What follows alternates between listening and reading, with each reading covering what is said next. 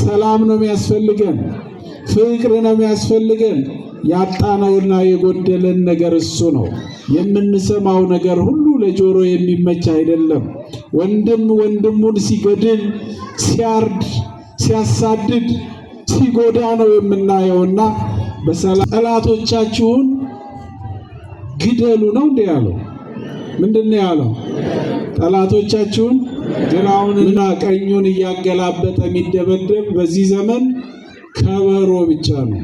የወደዳችሁትን ያሰባችሁትን የልባችሁን መሻት እንድትፈጽሙ ብቻ ቤተ ክርስቲያን ትመክራለች። እጅግ ሰላማዊ ሆኖ እጅግ በፍቅር 9 አበይት በዓላት መካከል አንዱ በዓለ ጰራቅሊጦስ ወይንም ጴንጤቆስጤ በዓል ነው። ይህ በዓል በብሉይ ኪዳን አይሁድ በዓለ ሰዊት እያሉ ያከብሩት እንደነበረ ይታወቃል። መድኃኒታችን ኢየሱስ ክርስቶስ የማዳን ሥራውን ከጨረሰ በኋላ ከሰማያት ወርዶ ከድንግል ማርያም ተወልዶ በአጭር ቁመት በጠባብ ደረት ተወስኖ በዓለም ላይ የመጣበትን የሰው ልጆችን የመታደግ ወይንም ቤዛ የመሆን አገልግሎት ሥራ ከጨረሰ በኋላ ወደ ሰማይ ሲያርግ የተናገራቸው ቃል ቢኖር መንፈስ ቅዱስን እልክላችኋለሁ ነው ያላቸው። ወአውጽኦሙ አፋ እስከ ቢታንያ። በኢየሩሳሌም ብዙዎቻችሁ እንደምታውቁት ቢታንያ የሚባሉ 2 ስፍራዎች አሉ።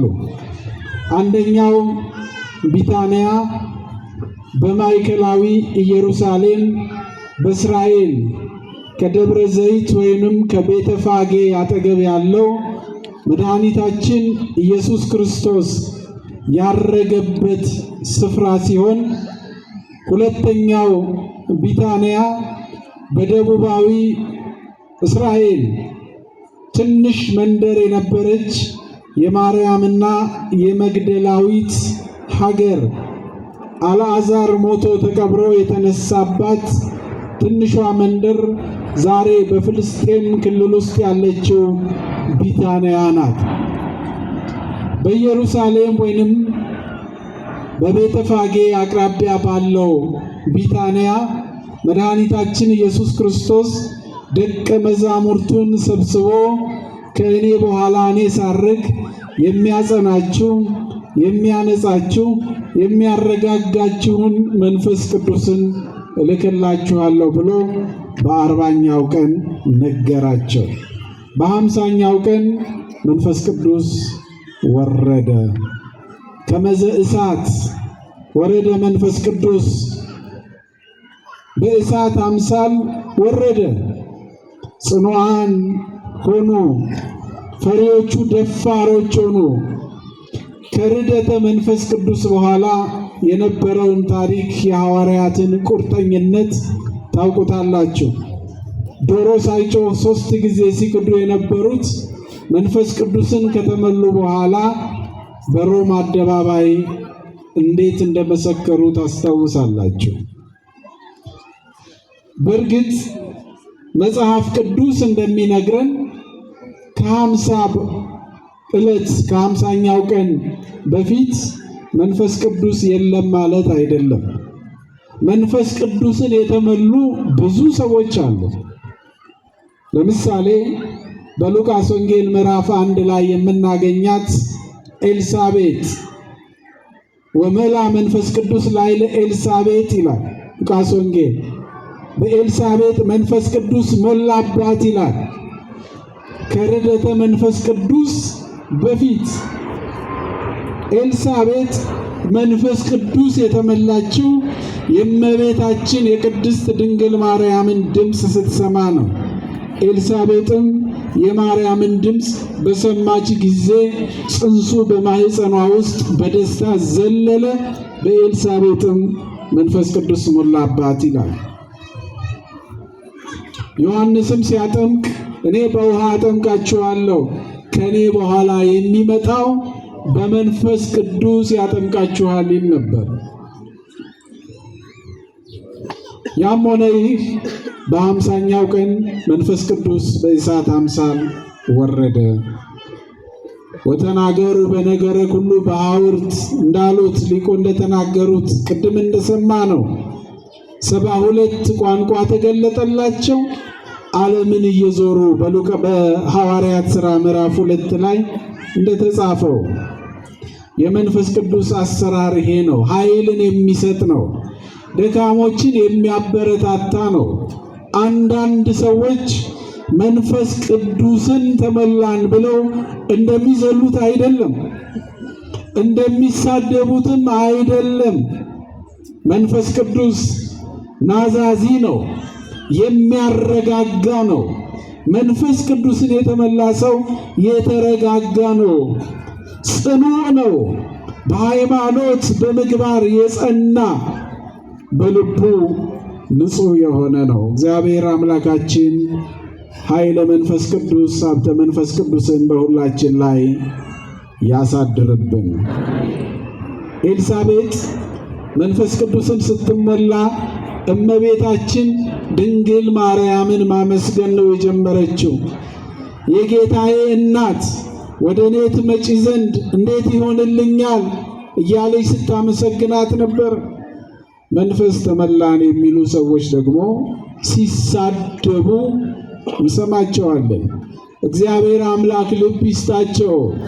ዛሬ የምናስበው ሰማዕቱ ቅዱስ ጊዮርጊስ በፍልስጤም በልዳ የተወለደው ታላቁ ኮከብ በኢትዮጵያ ኦርቶዶክስ ተዋሕዶ ቤተክርስቲያን በአግባቡ ያልተገለጠ በዓለም አብያተ ክርስቲያናት ክብሩ ከፍ ብሎ የሚነገርለት አንዳንድ ክርስቲያን አገሮች በአውሮፕላኖቻቸው ላይ ጭምር ስዕሉን እየሳሉ ከክፉ ከፈተና ይጠብቀናል ብለው የሚማጸኑት የክርስቶስ አገልጋይ ቅዱስ ጊዮርጊስ ያን ሁሉ መከራ በጽናት የተቀበለው ጽኑዕ የሆነው ቅዱስ ጊዮርጊስ መንፈስ ቅዱስ ስላደረበት ነው። የቅዱስ ጊዮርጊስ አምላክ እግዚአብሔር ሁላችንንም ይጠብቀን። ለቅዱስ ጊዮርጊስ የሰጠውን ኃይልና ጽናት ለሁላችን ይስጠን። የሚያስፈልገን እሱ ነው። ሰላም ነው የሚያስፈልገን፣ ፍቅር ነው የሚያስፈልገን። ያጣነውና የጎደለን ነገር እሱ ነው። በዚህ ዓለም ላይ የመንፈስ ቅዱስ አሰራር በምድራችን ላይ ቢኖርም ዛሬ ዓለም ያጣችው ፍቅርን ነው፣ ሰላምን ነው። የምንሰማው ጦርነትን ነው። የምንሰማው መገዳደልን ነው። የምንሰማው ነገር ሁሉ ለጆሮ የሚመች አይደለም። ወንድም ወንድሙን ሲገድል፣ ሲያርድ፣ ሲያሳድድ፣ ሲጎዳ ነው የምናየውና በሰላም በፍቅር እንድንኖር እግዚአብሔር አምላካችን ይርዳን። በድጋሚ እንኳን ለበዓለ ጰራቅሊጦስ ለዚህ ቀን በሰላም በጤና አደረሳችሁ። እግዚአብሔር ይባርካችሁ።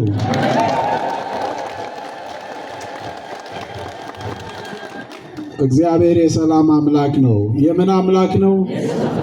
እግዚአብሔር የሰላም አምላክ ነው። እግዚአብሔር የፍቅር አምላክ ነው። እግዚአብሔር የሚወደው ፍቅርን ነው። ጠላቶቻችሁን ግደሉ ነው እንዴ ያለው? ምንድነው ያለው? ጠላቶቻችሁን ምን በሉ? ውደዱ። አቤት የወንጌል ቃል! ምን ያህል መታደል ነው! ግራህን ለሚመታ እናደርገዋለን እንዴ? ግራውንና ቀኙን እያገላበጠ የሚደበደብ በዚህ ዘመን ከበሮ ብቻ ነው። የለም። ጌታችን ያስተማረን እሱ ነው። አምላክ ሲሆን በጥፊ የተደበደበ፣ የርኩሳንን ምራቅ የተቀበለ፣ አጎንብሶ ቀና ያደረገን፣ ቆስሎ ቁስላችንን የፈወሰልን፣ ሞቶ ሕያዋን ያደረገን፣ ምንም እንኳን ሙስና መቃብርን ድል አድርጎ ቢነሳ ያስተማረን ፍቅርን ነው፣ መዋደድን ነው። እግዚአብሔር የረብሻ አምላክ አይደለም። እግዚአብሔር የብጥብጥ አምላክ አይደለምና ሀገራችን ኢትዮጵያን የሰላም ምድር ያደርግልን። ከብጥብጥ፣ ከክርክር፣ ከሙግት እግዚአብሔር ይጠብቀን። ያው ነገም ደግሞ እንደምታውቁት እንግዲህ ያው ፕሮግራም ተይዟል። ሰላማዊ በሆነ መልኩ ፍቅርን በሚገልጥ መልኩ የወደዳችሁትን ያሰባችሁትን የልባችሁን መሻት እንድትፈጽሙ ብቻ ቤተ ክርስቲያን ትመክራለች። እጅግ ሰላማዊ ሆኖ እጅግ በፍቅር በመዋደድ በአንድነት ሆኖ ሀገርን ቤተ ክርስቲያንን መጠበቅ ያስፈልጋልና የቤተ ክርስቲያናችን አምላክ እግዚአብሔር ሀገራችንን ሕዝባችንን ይጠብቅልን። የቤተ ክርስቲያናችንን ጠላቶች ያስታክስልን። የተወደዳችሁ የእግዚአብሔር ቤተሰቦች ከጥቂት ጊዜ በፊት ወደዚህ ቤተ ክርስቲያን መጥቼ ነበር ከዓመታት በፊት። ዛሬ ደግሞ ያየሁት ነገር እጅግ በጣም የሚያስደምም የሚያስደንቅ ነውና በእርግጥ እናንተ አስቀድማችሁ የዚህ ሥራ መሪና ባለቤት የሆኑትን ክቡር አስተዳዳሪውን አመስግናችሁ ለሰሩት ሥራ ዕውቅና ሰጥታችሁ ሸልማችኋቸዋልና እናመሰግናችኋለን።